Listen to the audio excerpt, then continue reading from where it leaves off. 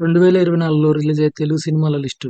సత్యభామ, కాజల్ అగర్వాల్ నటించిన ఈ cinema June 7, 2024 release కానుంది. లవ్ మోలీ, నవదీప్ నటించిన ఈ సినిమా జూన్ 7, 2024లో రిలీజ్ కానుంది. అరం హరా, సుధీర్ బాబు నటించిన ఈ సినిమా జూన్ 14, 2024లో రిలీజ్ కానుంది.